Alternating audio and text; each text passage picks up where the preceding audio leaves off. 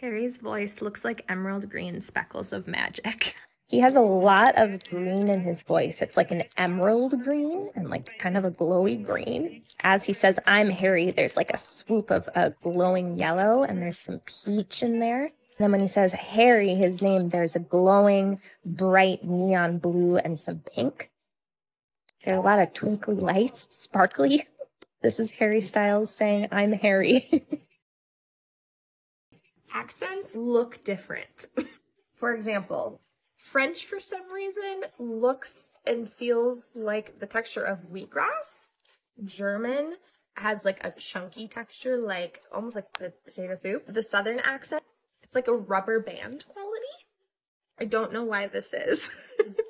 Hi, my name is Sarah Kraning and I am an abstract artist with Synesthesia. Synesthesia is a crossing of the senses. For me, it was hereditary, so I was born with it. And for me, I have a crossing of sound and color patterns and textures. So I have sound to color synesthesia.